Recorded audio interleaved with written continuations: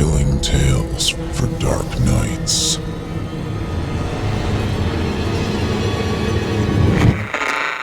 Want to make sure you never miss a Chilling Tales for Dark Nights video again?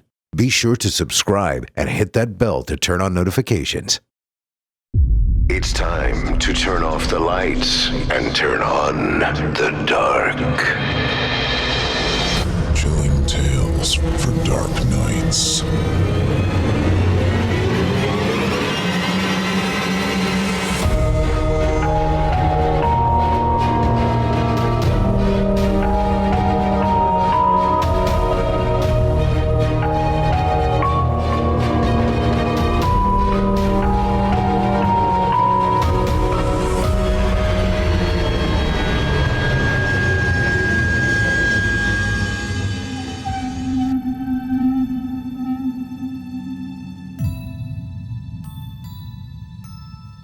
Good evening, listeners, and welcome back to Chilling Tales for Dark Nights, where we explore the stories that make your skin crawl and your mind unravel. Tonight, we're bringing you 3 tales that deal with transformation of the body, the mind, and even the soul. Because sometimes, change isn't an improvement. Sometimes it's a trap. I'm your host, Jeff Sturdivant. And tonight, just like every Wednesday, I'll be your guide as we navigate the dimly lit corridors of your darkest dreams. Before we begin, a quick reminder that your support means everything to us. If you're enjoying the show, take a moment to leave us a 5-star review on Spotify, Apple Podcasts, or wherever you're listening. Watching on YouTube? Give this video a thumbs up, drop a comment, and hit that subscribe button. And don't forget to ring that bell icon so you never miss an episode.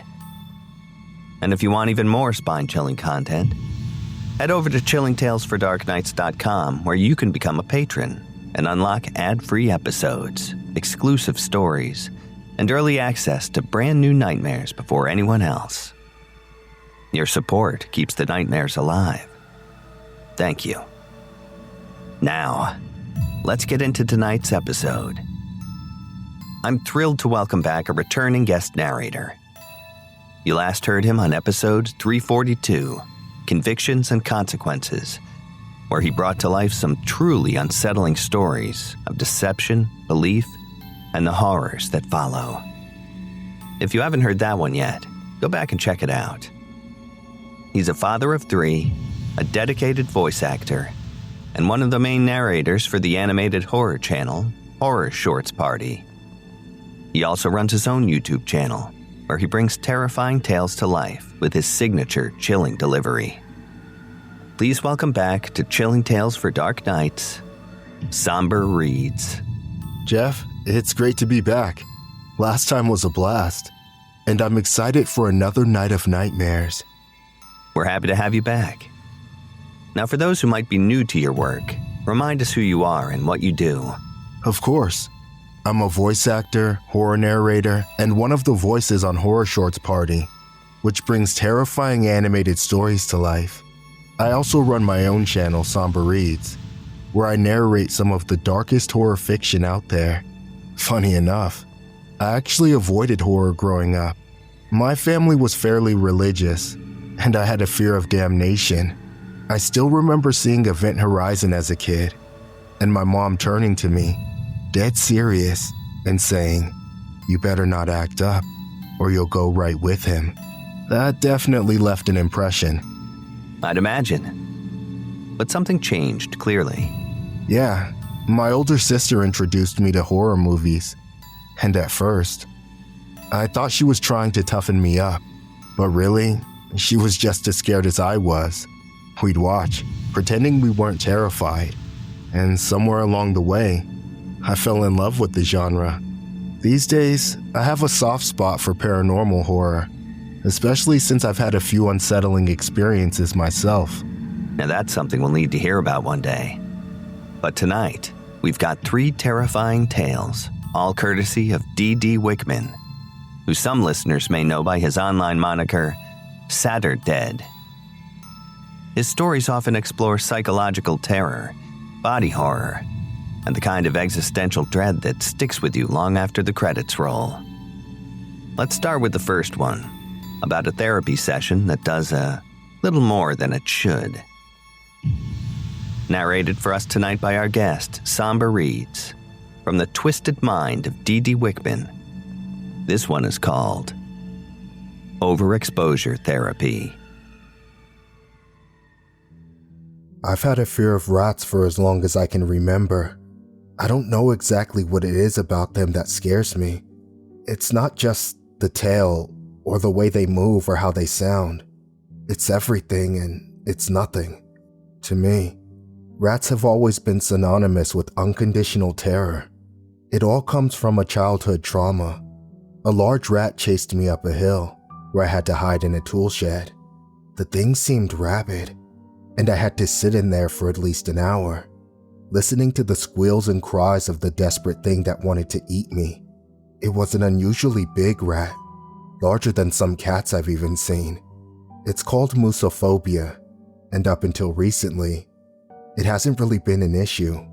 I mean, sure, I can get panic attacks and a flight reaction by just seeing one, but I've been able to keep them out of my life more often than not. Sure, now that I'm a parent, I won't let my 2 kids have a hamster, but I'm pretty sure the Yorkshire Terrier we have keeps them busy. My phobia became an issue not too long ago. I was driving the kids home from school. Traffic was being rerouted for maintenance, so I had to take a smaller dirt road instead of staying on the main. It wasn't far, and there was barely any traffic. The road goes by a set of fishing cabins, set up around the lake, but was extended to lead back up to the main road further up ahead. Usually there's nothing but frogs there. As I drove by, a small family of 6 rats ran straight across the road. This had never happened to me before. My body spasmed, and my mind blanked. I panicked and turned the car straight into a pine tree. It was such a strange feeling.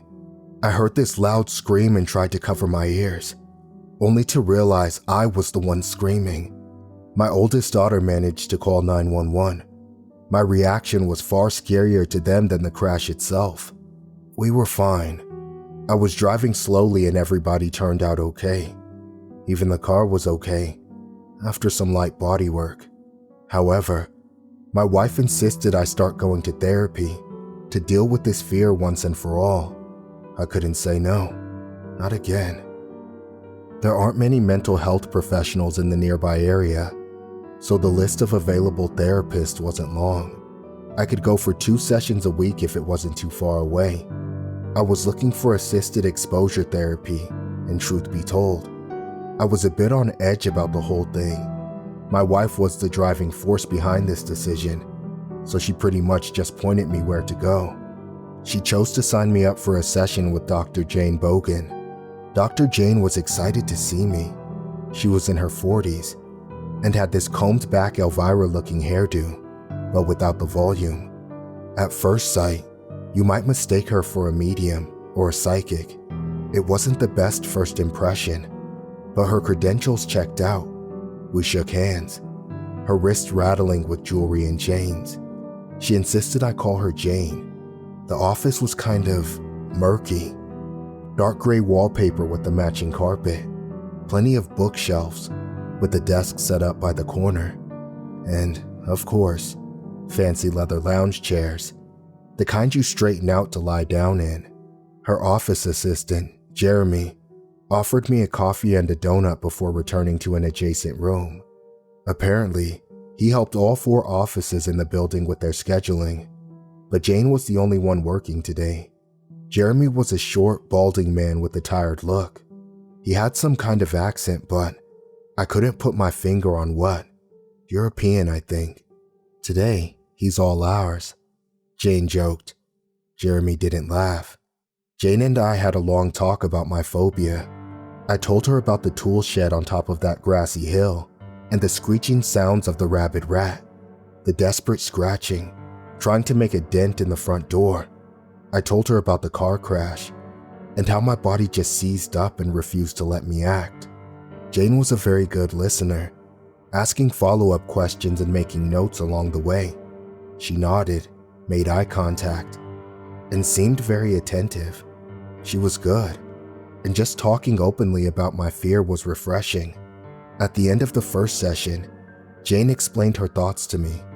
"Until next time, I'll present you a treatment plan. But I can already say you're a prime candidate for overexposure therapy."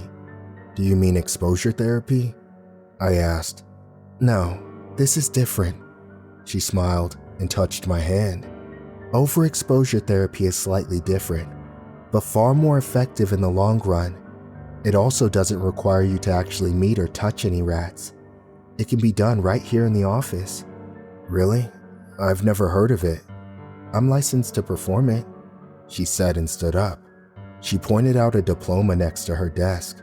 Right there, underneath a degree from Minnesota State, was a license from the Board of Behavioral Health and Therapy, BBHT. It looked official enough, and I didn't have a reason to distrust her. I agreed to discuss it with my wife. Of course, it wasn't much of a discussion. I didn't mind trying something new, and my wife was overjoyed to see me making progress. We tried looking up overexposure therapy, but it didn't give us anything. Most of the links were just explaining how regular exposure therapy works. I didn't like the idea of facing my fear, but with the guidance of Dr. Jane, it felt a bit easier. She was a professional after all. I called her and agreed to the treatment. She explained it would be best to set aside a full day for it. We booked the upcoming Saturday. It wouldn't be cheap, but she guaranteed a breakthrough. I'd wager my reputation on it. She laughed. The next Saturday, I kissed my wife goodbye and left to see Dr. Jane. I was nervous, but seeing my girls wave goodbye as I pulled out of the driveway calmed my heart. They were so worried about me. I had to get better. When I got to Dr. Jane's office, she was waiting for me in the parking lot. Jeremy was there as well. Despite it being a Saturday, my car was the only one in the parking lot, making me wonder if Jane lived nearby and walked to work. As I got out of the car, I noticed Jeremy holding a cup of coffee and a donut. We hadn't even stepped inside yet. He didn't blink much. "I'm so glad you can make it," Jane said. "It's gonna be a long day." Jeremy handed me the coffee and donut, and we entered the office. One of the lounge chairs was set up so I could lie down. I noticed how Jeremy lingered in the room until Jane stared him down. Then she turned her attention to me. It felt like staring into a furnace. "Have a seat." I laid down as she dimmed the lights. "Close your eyes and don't be alarmed," she continued. "What are you?" I didn't have time to say anything else. Jane touched her thumb to my forehead, and my mind was set on fire. That's the only way I can explain the sensation. My mind flared, and there was an intense heat, wave after wave, fanning out from the point of my forehead she touched. Heat, then freezing cold. There was a taste of metal and the smell of burning rubber, like getting a tattoo on my brain. I couldn't open my eyes, and I couldn't feel my hands or feet. It felt like I was sinking into the chair, deeper and deeper. "Relax," a disembodied voice demanded. I felt my breath stopping, my heart slowing. Fire turned to ice. I could have sworn I was dying, but my body didn't respond. I was losing control. Then my eyes burst open. It felt like breaching the surface after diving too deep. My pulse shot through my body like an automatic rifle. I was shaking, and my eyes teared up. To call it disoriating would be an understatement. I was still in the office, but it was night. I'd arrived at 10 in the morning. Now it was close to midnight. Jane was gone. Jeremy too. My pockets were empty. I called out, but there was no response. I was alone. I opened the office door and stepped out to the parking lot, only to realize I was, actually, far from alone. There was Jeremy. His eyes were wide open and seemed larger than usual. The pupils were different sizes. His mouth was open, like a panting dog, revealing a tongue long enough to reach his belly button. He was completely naked and covered in deep, bloodless cuts. He stood in the middle of the parking lot, under the single working light post. He seemed taller, like stretched soft plastic. We locked eyes. His mouth curled into a smile, never blinking, never closing his mouth.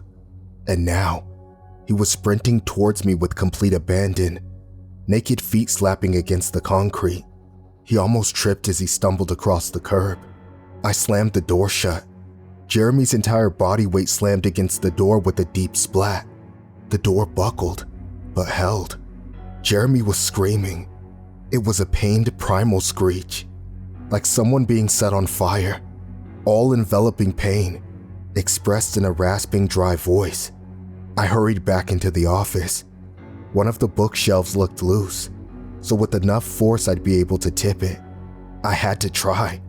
The bookshelf itself wasn't heavy, but the over 100 books on psychology held it down. I summoned all my strength and tipped the whole thing in front of the door. I sat down, back to the bookshelf. I noticed I was screaming too, yelling at him to stop and leave me alone. It wasn't a conscious decision. It just happened. I was so disoriented. It seemed like time was standing still. As Jeremy broke through the door leading in from the parking lot, I braced myself. He flung himself against the office door, but the added weight of the bookshelf and myself was enough to keep it shut. "Stop!" I heard myself scream. "Please, just stop!" I scrambled to hold him back, cutting my thumb open on a splinter. I didn't even notice it until my hand started slipping from the blood. As I stared across the room, I could see the full moon outside the office window. Slowly, a face appeared on the other side of the glass, stepping out from the dark. A woman I'd never seen before, hairless, also with deep cuts across her skin, eyes wide, pupils differently sized, her mouth wide open, her long tongue pressed against the glass like a dying eel. "No," I heard myself sigh. "Please, just no." She nodded as her mouth turned into a sinister smile. Using her arms and face, she started to break herself against the glass. She didn't bleed from the cuts. I didn't know what to do until the glass shattered. I bolted to the left, through the side door, to the hallway. I followed the corridor to the right as the office door broke behind me. Jeremy was through. I could hear the two of them panting as they chased me. I saw two options: get out through a window or lock myself in the bathroom. I refused to corner myself, so I chose the window. I smashed it with my elbow and climbed out, feeling cold fingers brush against my neck. It was cold outside and dark. I just ran, hearing the panting behind me. I followed a path into a pine forest, getting scratches from the trees across my face. It is like nothing short of a miracle that I didn't trip. I paid no attention to my feet. As the ground turned upwards towards a hill, I lost my breath. I knew this hill, and this couldn't be here. It was the same hill where I'd been chased into a tool shed as a kid. And there it was. There was nowhere else for me to go. They were faster, and I had to find cover.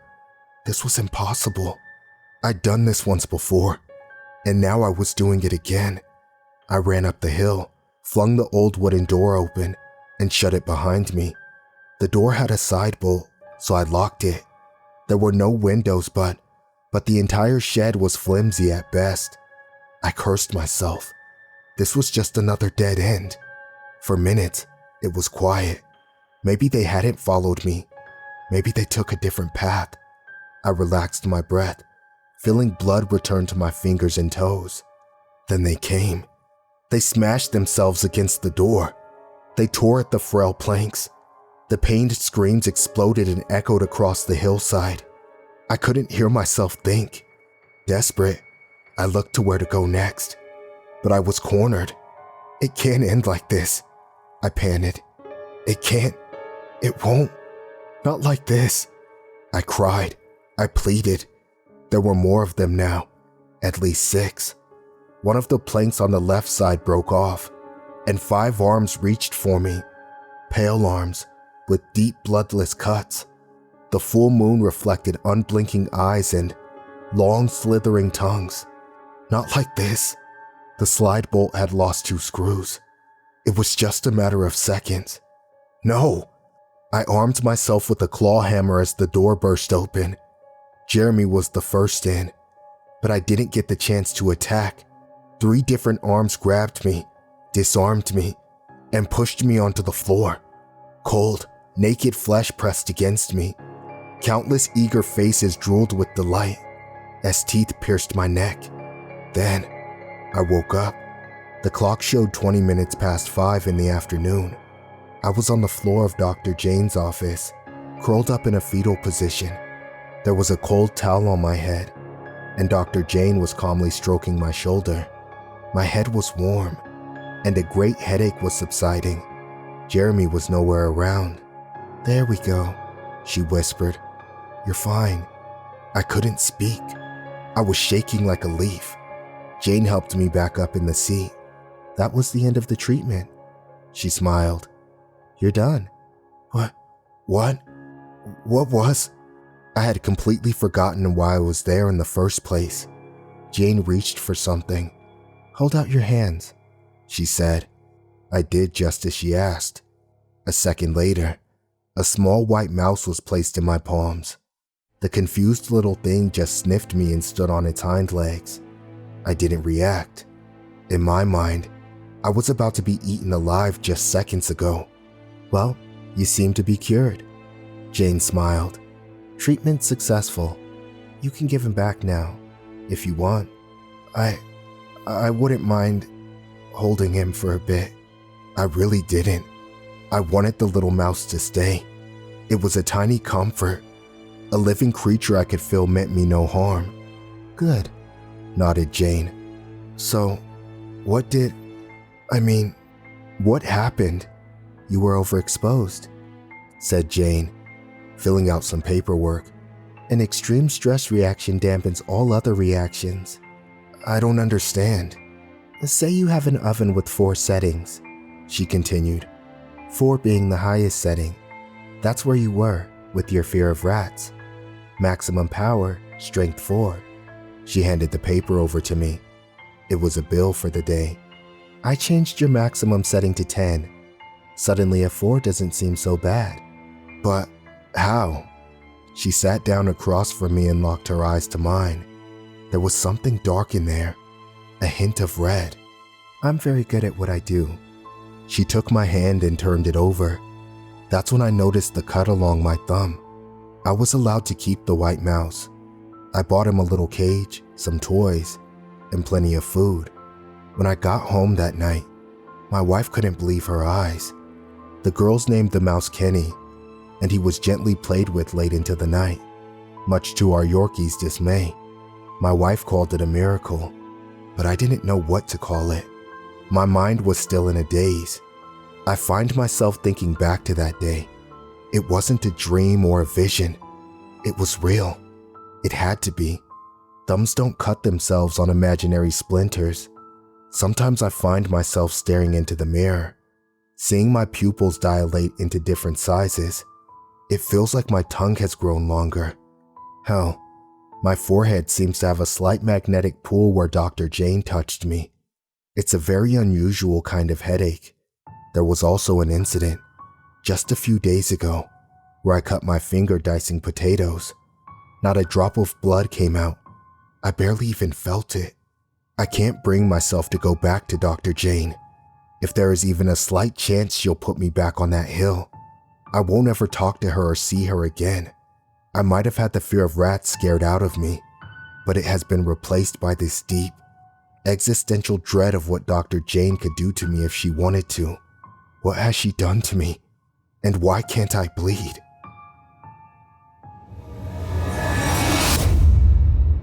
That was Overexposure Therapy by D.D. Wikman, performed by SomberReads. Somber, this one really messes with your head. Therapy is supposed to help you, not make you question what you even are. Exactly. The scariest part isn't just the therapy. It's the idea that once you open certain doors in your mind, you can't close them again. And speaking of things you can't undo, let's move on to our next tale. One about waking up to find that your own body isn't entirely yours anymore.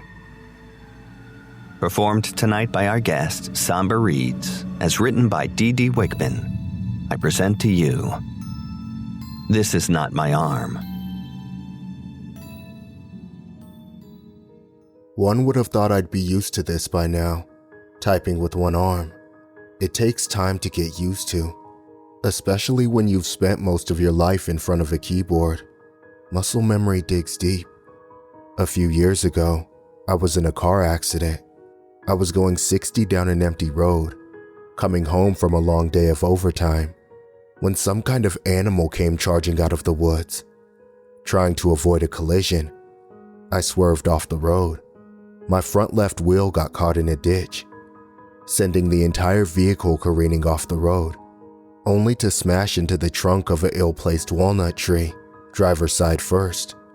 I have this memory of blinking lights and vague shapes in the distance. I was so cold, but at the same time, it was so unreal. I couldn't even understand what had happened. I was brought into emergency surgery. My left arm was, literally, hanging off by the thread of my jacket. It had come off clean by the socket. According to the surgeons, I was lucky. Most of my shoulder was intact, so it became a matter of salvaging what they could. The cut had been clean. I did suffer some whiplash damage to my neck and lower back, but considering I could have easily died or gotten paralyzed, losing an arm was considered mild. Looking back at it, I'm inclined to agree. Considering what could have gone down, I was damn lucky. Still, in that luck, I wished I could have gotten just a tiny bit luckier.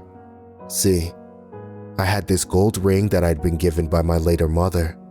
A simple thing with the engraving of a musical note on the inside, a memento of our shared love of music. We played Louis Armstrong at her funeral. That ring disappeared in the accident. Somehow, that's what bothered me the most. My arm could be reattached. It could heal. But that little memento was just gone. What followed was a long period of intense physical therapy, medication, and painful readjustments. It took weeks before I could even feel my fingers again. And when it did, it felt like pushing your nerves through an unwashed garlic press. It was this stunning chemical level kind of pain, the kind where your body just shuts down, begging you to stop. But over time, I started to get over it. Small movements started to get better. I could tie my shoes, press the space bar, hold a knife. I wasn't about to juggle anytime soon or play the piano, but I could get by. Soon enough, I got back to work. People were glad to see me. I wasn't going to be able to work at full capacity in my usual role, but I could still sit in on meetings. I won't bore you with the details, but most of my work relies on answering emails, proofreading, and translation. It's pretty technical stuff that requires a lot of pitter-patter on keyboards. At one point, I was stuck in a particularly drawn-out meeting between two clients that we were facilitating.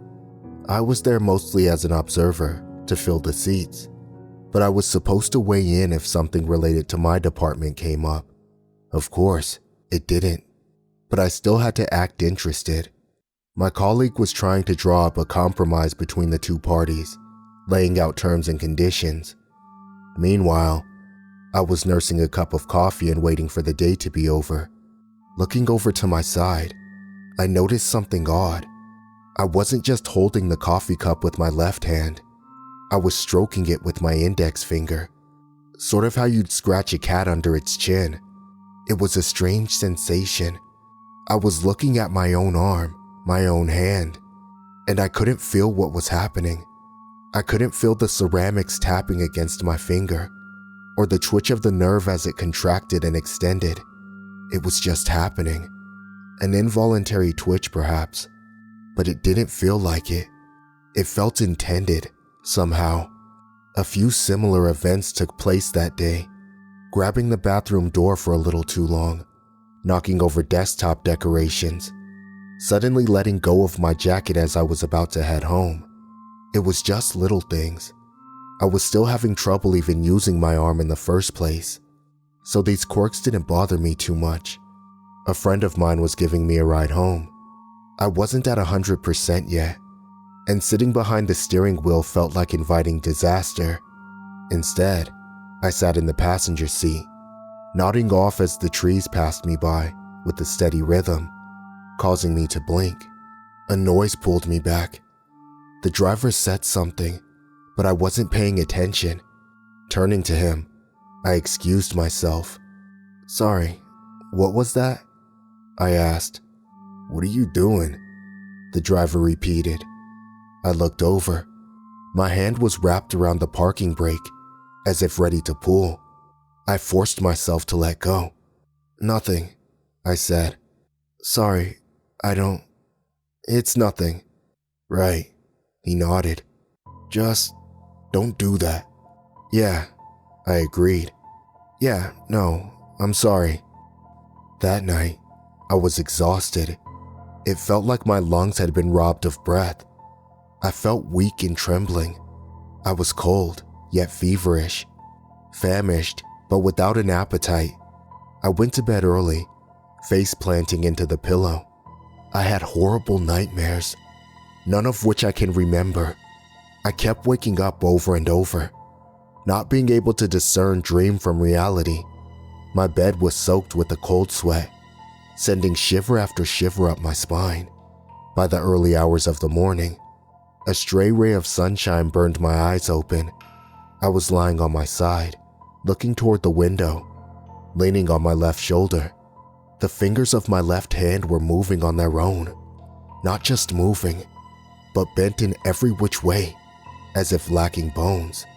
They were vibrating, shuddering, like wounded worms fearing a predator.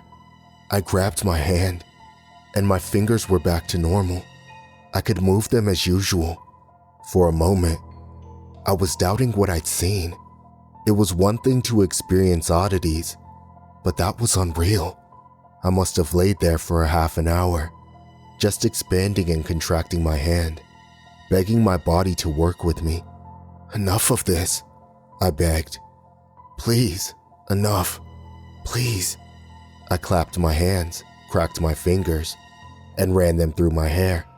It was fine, nothing out of the ordinary, right? A couple of weeks passed by without any serious peculiarities. I could even work a little. There were a few oddities, like unknowingly grasping a warm cup, or my fingers pointing in all directions when in contact with cold water. Just strange little things that I could easily get control of. That was, until one morning at work. We were out of coffee, so I was making myself a cup of tea instead. As the water came to a boiling point, I accidentally spilled some on my arm. The reaction was immediate. My arm whipped out to the side, throwing the pot across the room. For a moment, my arm looked like it didn't have any bones, rippling like a skin-covered liquid. It made me think of it as not part of me, but as an alien thing attached to my shoulder. And for a few brief moments, in the blink of a heartbeat, I could see my fingers grow and shrink, fingernails throbbing, like a cat throwing up a hairball. Suddenly, it stopped. Looking back, I could see one of my coworkers watching me from the other side of the room. She must have heard the crash. "You all right?" she asked. "Yeah, just got a burn," I sighed. I'll be fine." She side-eyed the broken pot on the other side of the room and nodded, not entirely convinced. As soon as she left, I looked down on my hand as if shying away from a wild animal. It was alien to me. It was something other. A twitch was one thing, but this was downright unnatural. Coming home that night, I had a weekend ahead of me. I ran my symptoms through a couple of online services. While there are a few ways the human body can trick itself, like the alien hand syndrome or phantom pains, this was different. Physical properties do not rapidly change. Then again, Maybe I was imagining it. I decided to do something crazy, an experiment. I wanted to recreate what had happened in the break room. I boiled up some water and poured it into a cup. I held my hand over the sink, grabbing the cup with my right. I stood there, trying to calm myself. I wasn't insane. This was a rational thought that I had to play out. In order to eliminate any outlandish possibility, I prepped a cold pack and ran the tap. Then, taking a deep breath, I poured some of the boiling water on my left hand. 12 fingers. My hand split into 12 fingers, lined with raw, open wounds. My wrist rolled, like a cobra fixing its eyes on its prey. This was no longer an arm. It was a nest of flesh-colored snakes. My mind blinked. I fell backwards, smacking my arm as if trying to kill it. I couldn't feel a thing. It's as if all sense of touch ended at my shoulder. I crawled backwards on the floor, trying to wave my arm away, but it clung to me like a parasite fixed on my shoulder. Seconds later, a searing pain ran up my arm. Looking down on my hand, it looked as it always had. It was just a hand with a burn. I could barely feel it through the pounding in my chest. Every noise in the room was overshadowed by my pulse. I ran my hand under the tap and wrapped a cold pack around my wrist. It wasn't a bad burn, but it wasn't nothing.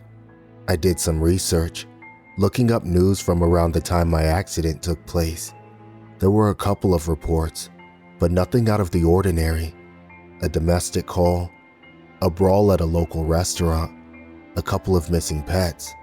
There were a couple of other reports, but they were short and didn't lead anywhere. A mention of a couple disturbances, some idiot blasting music in a parking lot. But there was one more thing that I noticed. In one of the reports covering my accident, there was a picture of the car. There was a splatter of blood on the hood, with something meaty stuck in the grill, as if I'd hit an animal. That caught my interest. I couldn't remember hitting anything.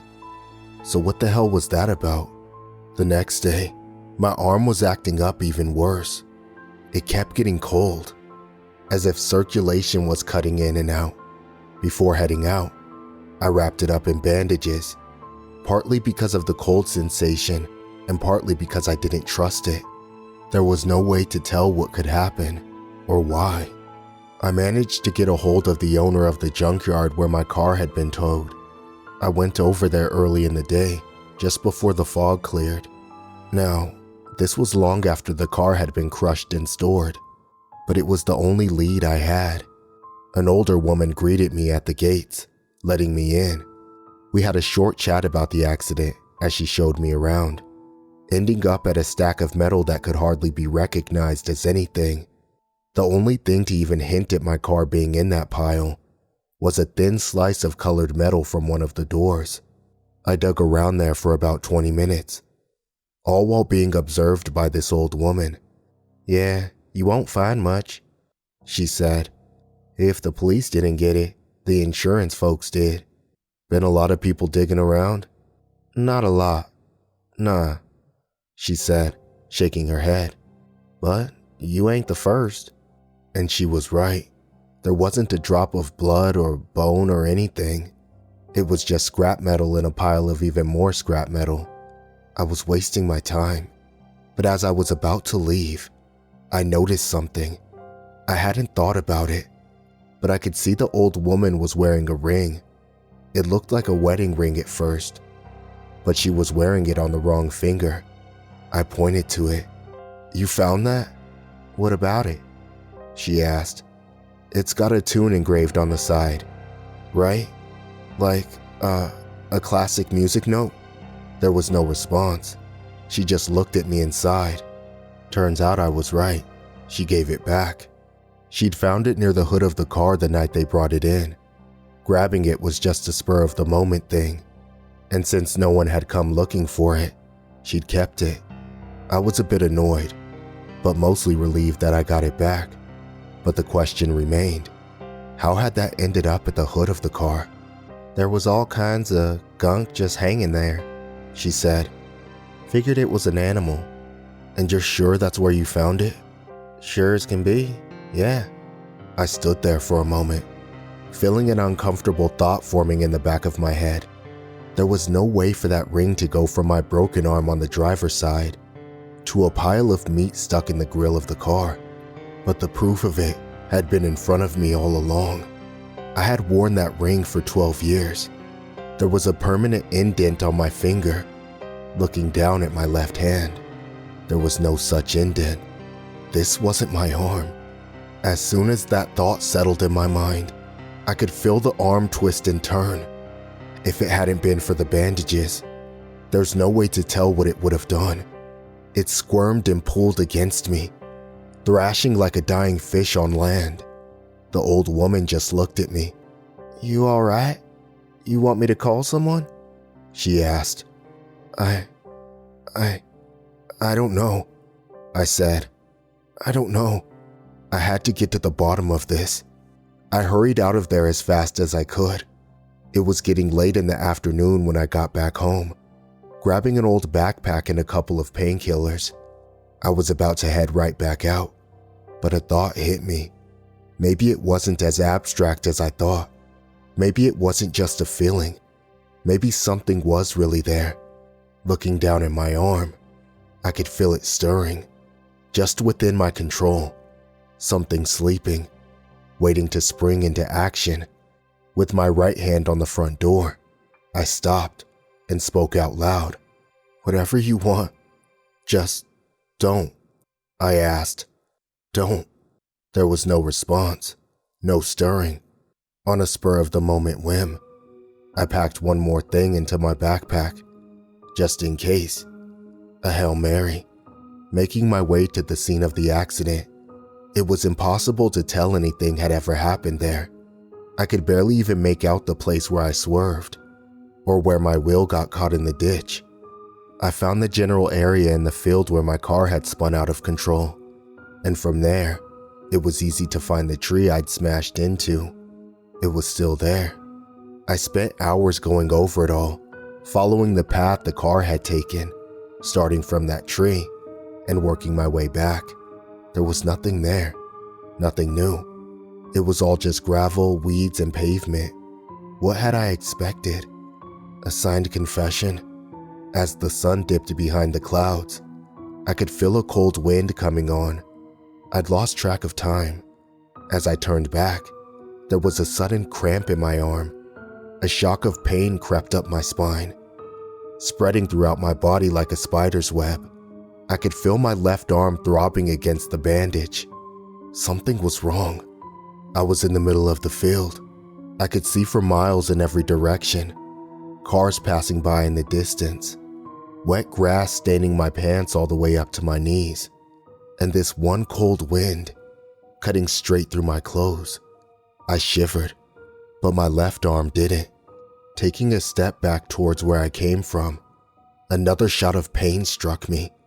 This one tripped me, sending me face first into the grass. It knocked the air out of my lungs.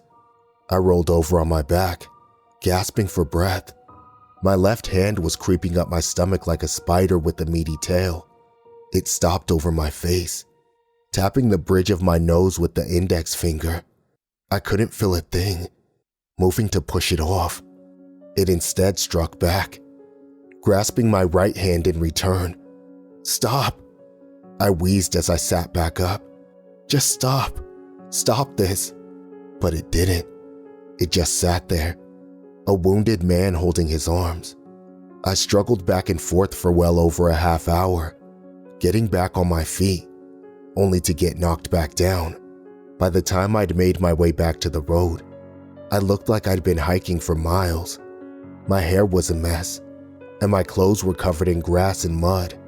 I had a handprint across my face, like I'd smacked myself. I trusted myself with a short drive to get there, but I wasn't sure about going back. It felt reckless to get behind a wheel in my state. Still, I couldn't just walk all the way back home, and having it towed would be a pain in the ass. I got back in my car while I thought about it, wiping myself off with a towel from my backpack. It had gotten dark outside. The overcast didn't help. I could almost taste the rain.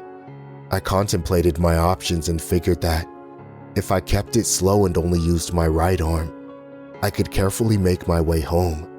I put the keys in and turned on the headlights. There was an elk standing in front of my car. It sniffed around the hood of my car curiously, then proceeded to stare me down. I was just surprised. I got a good look at it. There was something wrong with one of its hind legs. It lacked fur, and there was a sort of spreading baldness reaching halfway up the side of the body. My arm was slowly rising on its own. As if looking over the dashboard, the elk recoiled, as if in pain, and set off in a troubled three-legged gallop. It disappeared into the woods. Looking down at my arm, a straight thought hit me. Was this spreading too? I painstakingly made my way back home. I dropped my backpack in the hallway, locked my front door, and collapsed into the shower. I was exhausted. I stood in the shower for about half an hour, looking down at my mother's ring. I was wearing it on my right hand now, but it just didn't feel the same. That wasn't where it was meant to be. Still, it was nice to have it back. Whenever I turned the ring a little, I could feel the engraving against my skin. It was a little gesture I did when I was anxious, as a reminder that it was still there. I got dressed and ready for a slow evening at home without any further drama. My arm wasn't acting up, but as I passed through the hallway, something didn't feel right. At first, I couldn't say what it was. Maybe the hum of an old lamp, or some air duct acting up.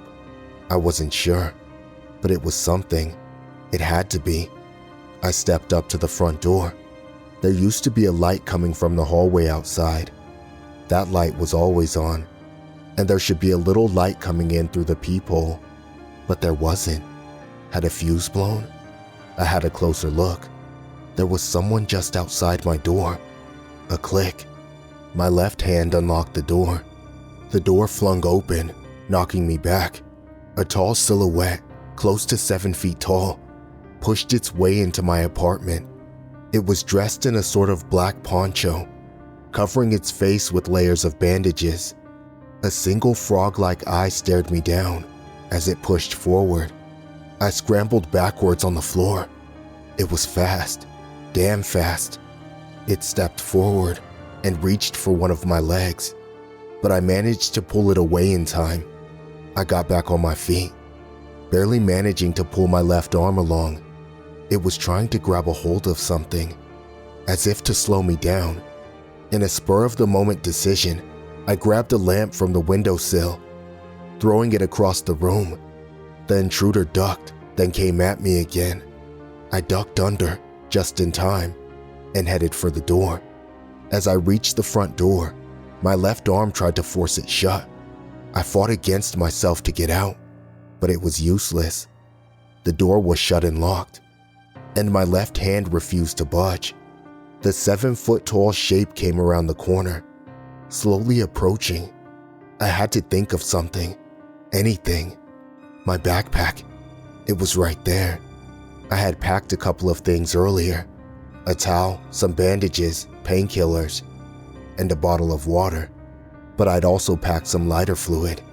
Seeing as how my left arm had reacted so violently to boiling water, I had this stupid idea that the prospect of a straight-up fire would do something even worse to it. It didn't seem so stupid anymore. I grabbed the lighter fluid and sprinkled it on my left arm. The tall shape stopped, seemingly reacting to the smell of it. I wanted to say something, but all that came out were empty breaths. We were like animals, circling each other, waiting for one to make the first move. I emptied the lighter fluid, grabbing a box of matches. I held the box with my mouth and a triplicate of matches in my hand. I spilled the rest on the floor. For a moment, we just looked at one another. A single inhuman eye peeking through the bandage wraps. The vague shape of 4, maybe 5 extremities at its side. How many arms did this thing hide under the poncho? A flash of realization came to me. This is what I had almost hit with my car. And with that, I lit the matches. It leapt at me, but it was too late. The moment the open flame touched the skin of my arm, it detached. The open nerves just let go of me, and the thing fell off my body. It squirmed on the floor like a dying animal, grasping at whatever its fingers could reach. Adrenaline forced me out the door. A heartbeat behind me. The 7-foot-tall figure scooped up my burning arm and pushed past me. Within seconds, it was gone, leaving me with the open wound in the stairwell, smelling of lighter fluid. One of the neighbors called for help. I didn't even notice how much blood I was losing, but it was bad. They sent me back into emergency surgery, this time without an arm to reattach. It was deemed that the wound was self-inflicted, a result of some stress-induced psychosis. I wanted to agree, but I saw what I saw. I've been trying to convince myself otherwise, but I lived with this. This wasn't any other life but mine. I've since learned to live with a full prosthetic. It's not much, but I can trust it, and I can wear my mother's ring the way it was supposed to be. It's starting to make an indent on the synthetic skin. I don't like to think about what would have happened if I'd let that thing stay on. But just a couple of weeks ago, I got an answer. I was stuck in traffic, looking out over the fields, when I saw a group of elk in the distance. One of them had no fur. None at all.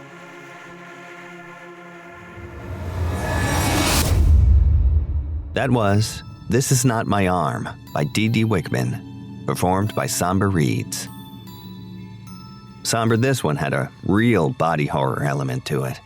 Yeah, this kind of horror sticks with you.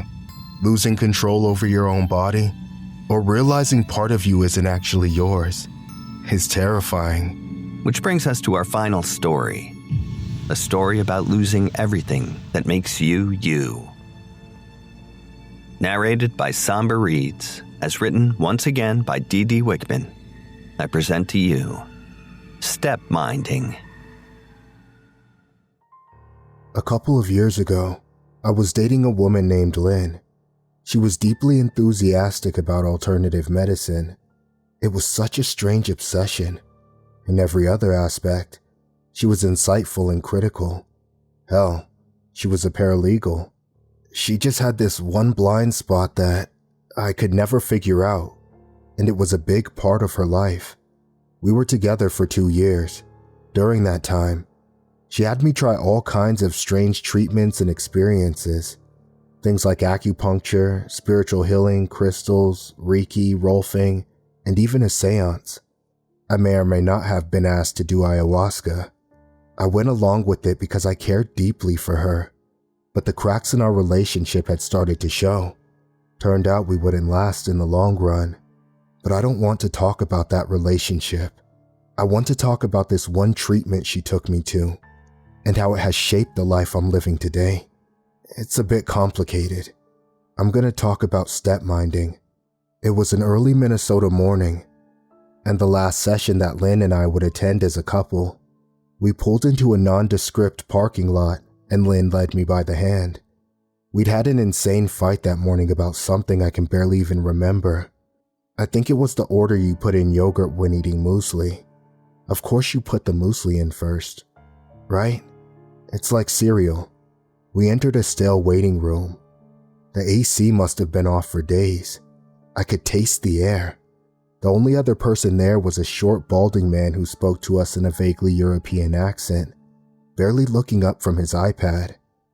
"Stevenson's?" he asked. "Overexposure is room 4. "No, that's not us," I said. "We're..." Right, sorry," he sighed. "Wrong day." He tapped the screen a couple of times and nodded. "Stepminding, couples treatment? Still, room 4. "Thank you." He wandered off, and I noticed he didn't have any shoes on. I pointed it out to Lynn, who elbowed me. She thought I was being judgmental. I just thought it was strange. I didn't want to start anything. She vehemently disagreed with my assessment. As always, we walked up to room 4. The door was already open. It was a plain windowless room with a small coffee table, surrounded by 4 basic office chairs. There was a vase with a single blue sunflower. There was a naked light bulb overhead with nothing covering it. The floor was covered in plain gray carpet. There was a little note on the door that urged us to take off our shoes. Lynn just smiled at me, as if this explained everything. I rolled my eyes. We sat down across from one another and waited. It didn't take that long before a woman wandered in. She was in her 40s, wearing a sort of knitted white wool caftan. She had a combed back flat Elvira-looking hairdo and covered herself in rings, chains, and bangles. She shook our hands, smiling widely. "I'm Dr. Bogan," she assured us. "But please, call me Jane." I wasn't feeling all too confident about what we were about to do. Jane described the procedure. Stepminding was a way to connect to one another in a new way, giving a better understanding of what it's like to walk a mile in their shoes. There were a couple of rules to remember before we started. For example, once the treatment started, we couldn't get up from our chairs. If we did, we'd get horribly nauseous. Also, we had a sort of safety noise. If someone were to snap their fingers 3 times in a sequence, that would trigger a failsafe that brought us right back. All in all, it seemed odd, but not like nefarious. Then we began. Jane rhythmically snapped her fingers, like someone tapping their feet to a slow song. She spoke in a monotone voice, asking us to look down. "Look at your feet," she said. "Imagine the feeling of walking, the way your muscles contract and your knee bends. Think of how it makes you feel, and imagine the sound you would think your body makes." I don't remember the exact wording of what she told us next, but I remember how it made me feel. Without moving, we were supposed to imagine standing up, stepping across and through the coffee table, and sitting down in the chair of the person on the other side, our spirit passing through them, occupying the same space. We were to imagine looking at ourselves through the eyes of the other. There was a breathing exercise, followed by the rhythm of her finger snapping. We joined our breaths, and Jane made us focus on each part of our body, leading from our toes up to the top of our heads. She called it materializing. We kept our eyes on our feet, except slowly, weren't my feet anymore. "Now look," Jane said. "Look at yourself." I was looking down at Lynn's feet, but not through my eyes. I have a hard time describing the first sensation of stepminding. Jane's finger snapping stopped, and all of a sudden, I was looking up at, well, myself.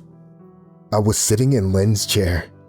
I was, for all intents and purposes, experiencing the world as Lynn.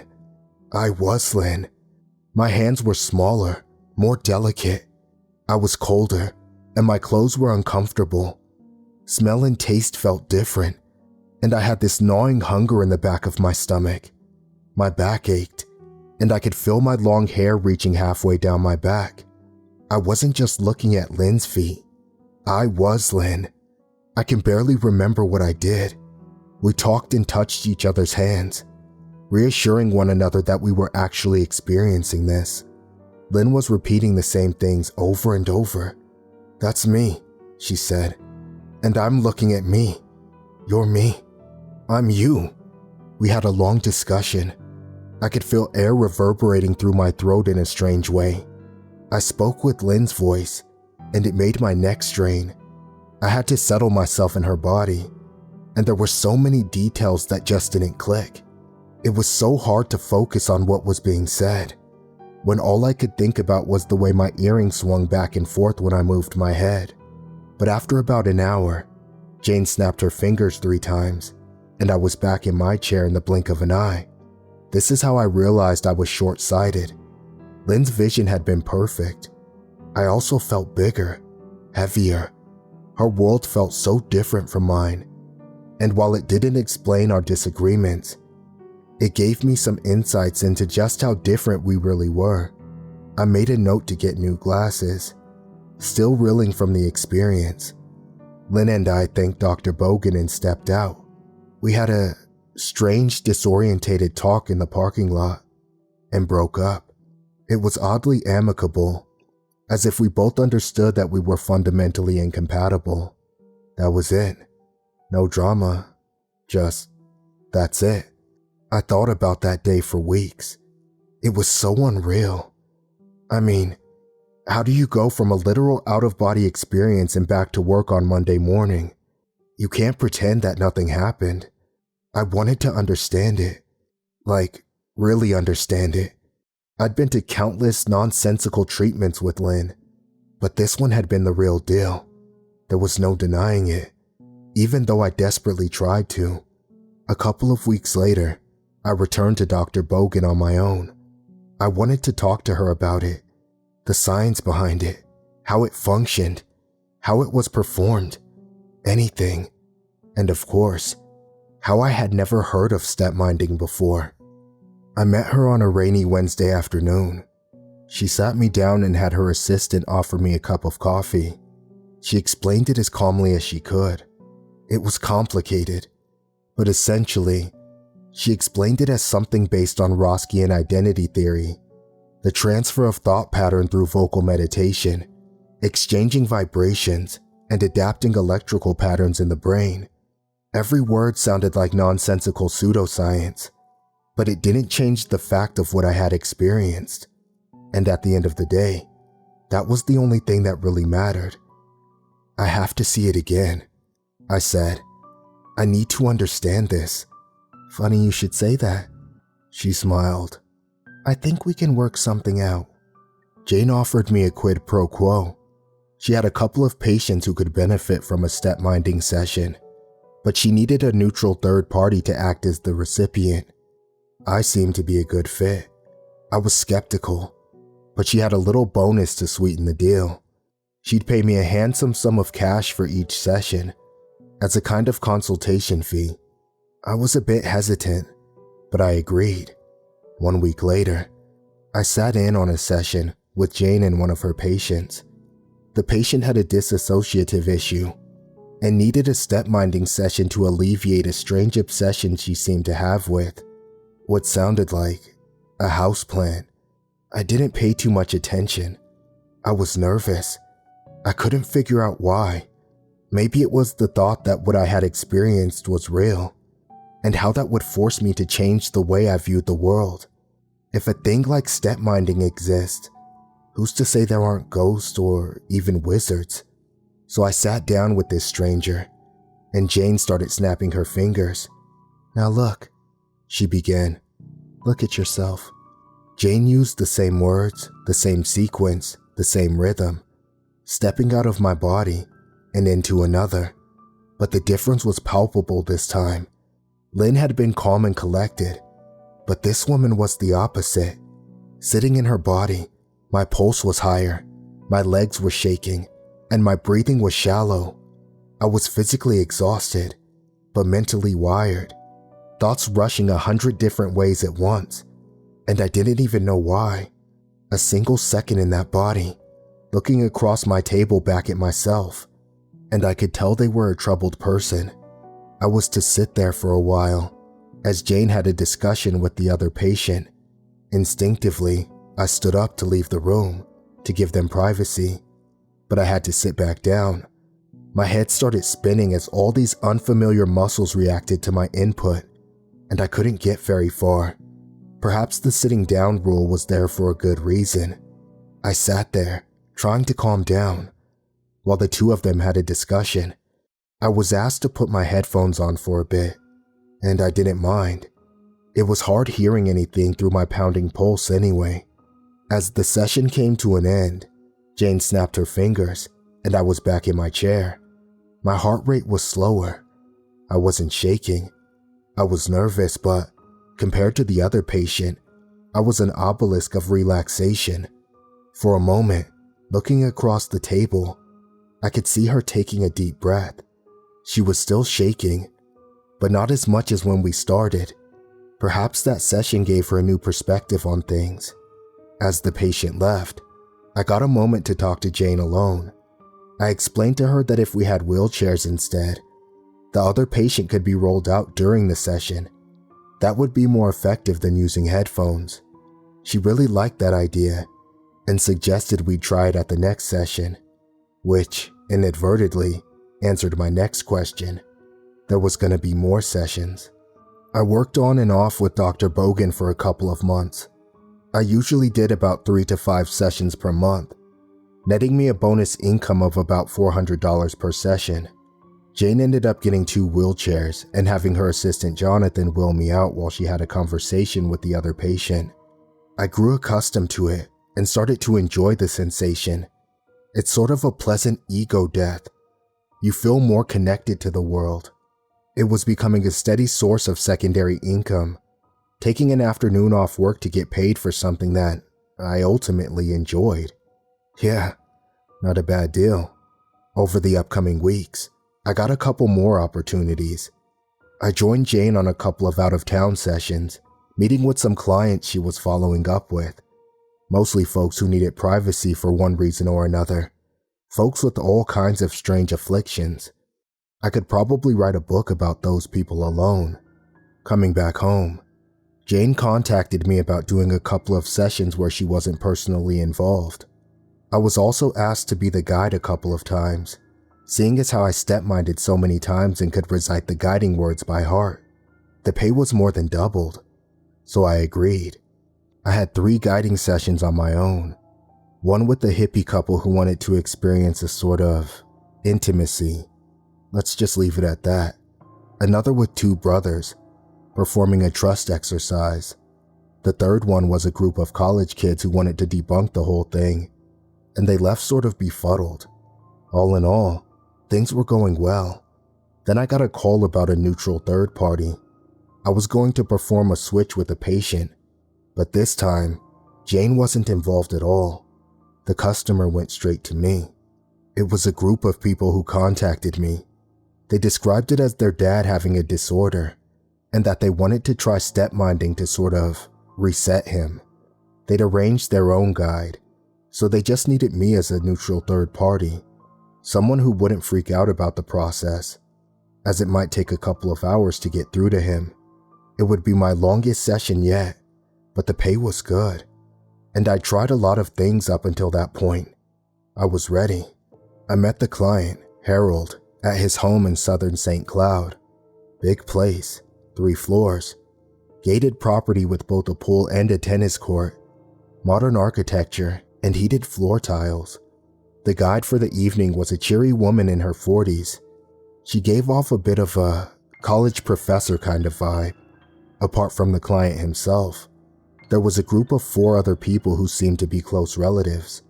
And of course, there was Harold himself, the man I was supposed to work with. Harold was surprisingly upbeat. I couldn't see anything obviously wrong with him, which surprised me. From what I understood, he was in dire need of this treatment. He was a man in his early 60s but could easily pass for 50. Hell, the man had better teeth than me. I could tell he must have been a salesman at some point. You can tell by his smile. I was introduced to the others, who introduced themselves as friends and family. We hurried into the living room, where a space had been prepared. We were all seated as a group. The guide had prepared everything and offered me a reassuring smile. She took our hands, something that Jane usually didn't do. "I just want to make sure we're all feeling good about this," she said. "We good?"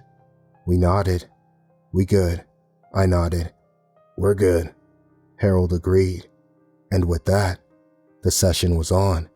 The guide snapped her fingers, lowered her voice, and took us down the mental road and across the table. By then, I knew the process. The right words with the right cadence at the right time. I sunk back in my chair, looking at my feet, and felt the world shift. After a while, my shoes looked different. They were nicer, and my pants fit me better.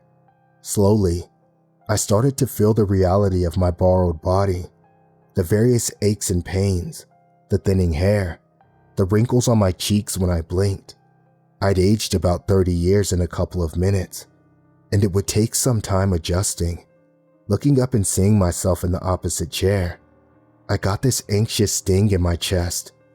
The thought crossed my mind. What if I never returned? The guide excused herself and left. She'd done her job. The rest was up to Harold and his associates.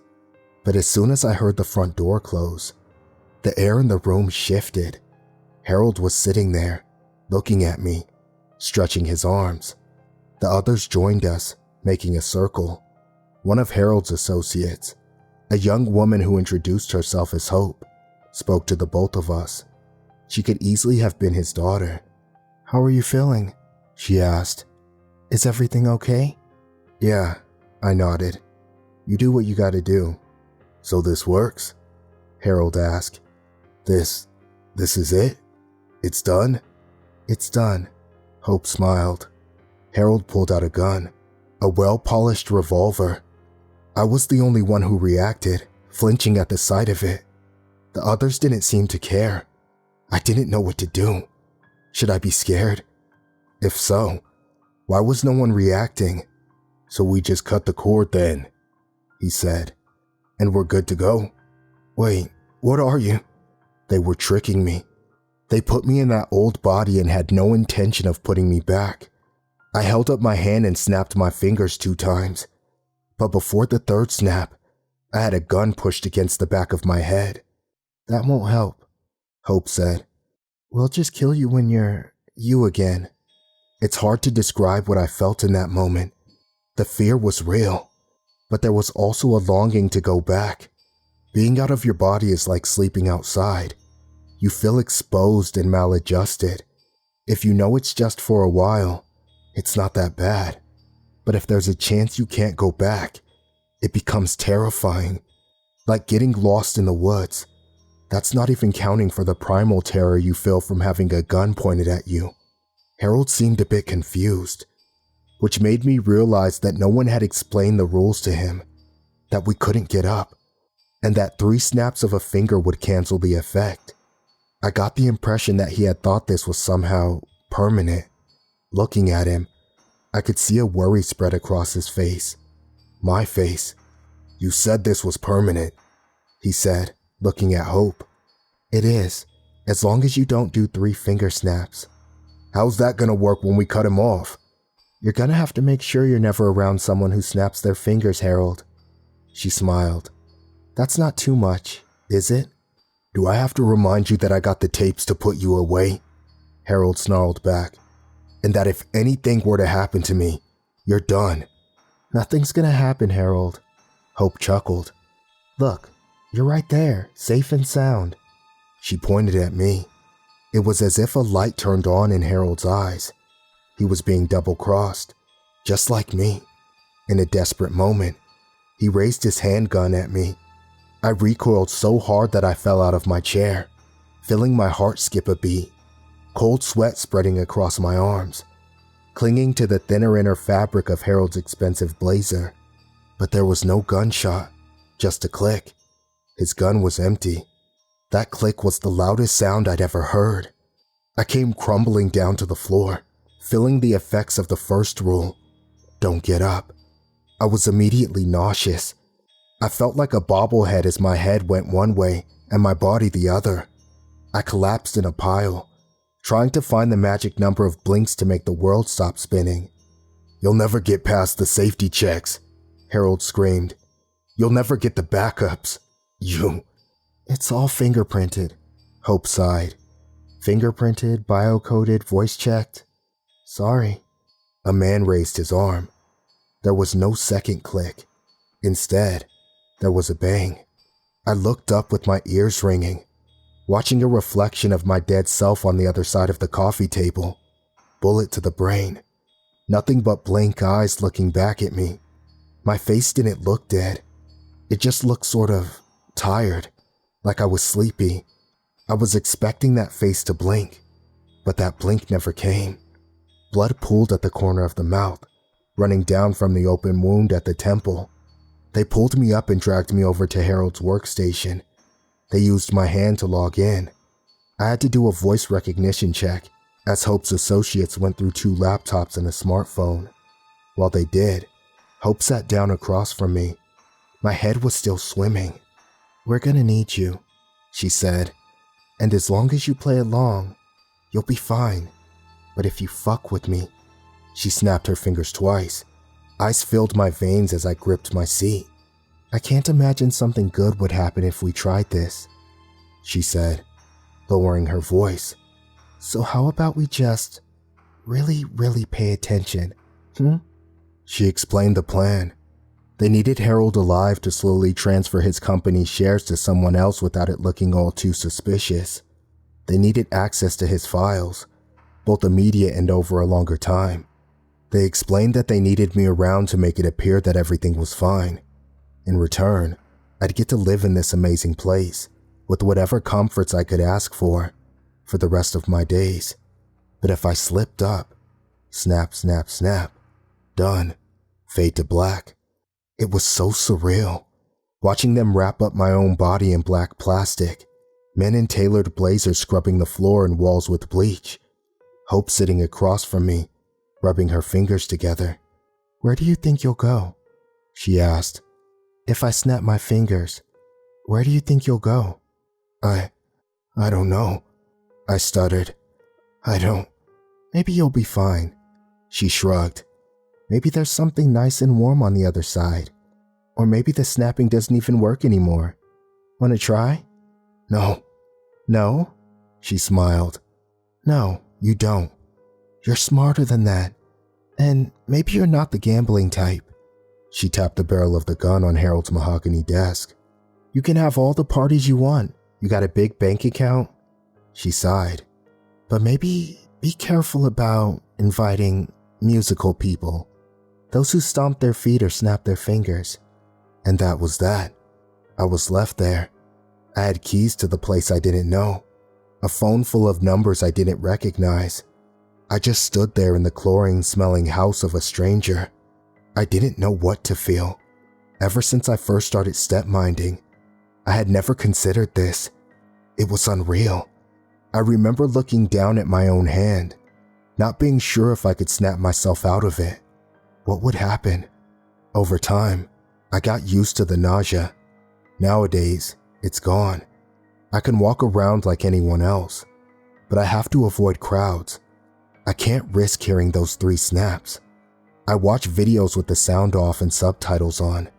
I only watch movies after checking the soundtrack, making sure there's no snapping in the songs. Radio is out of the question. You never know where you might hear it. And even if you do, does it work hearing it through a TV? Or in a song? What would risk it? I won't. I can't. I don't think I can ever adjust. I've thought about contacting people from my old life, but I wouldn't know where to begin. How do you explain this? I have to be careful not to draw any attention to myself, or Hope and her cronies might return. And if they do, well, I don't know how far I can push my luck. I mean, I'm comfortable. Harold made close to 6 figures a month on passive income. I've learned most things about his life. He never married, he has no children, and most of his contacts are passing acquaintances at best. He was a lonely man. And now, that's me. I've changed a couple of names in this story, as to make it not too obvious as to who I am.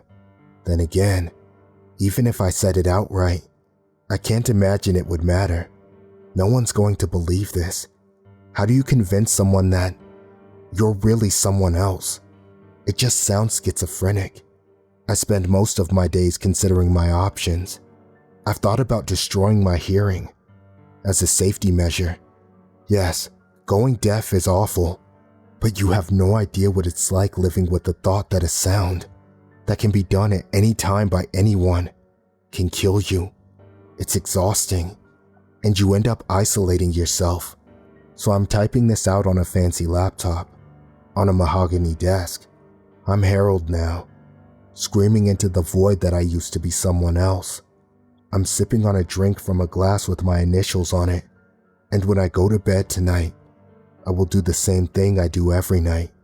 I will take a long look at myself. I got better vision now. Harold isn't short-sighted, but I can't look at myself. I'm not there anymore. It's just Harold.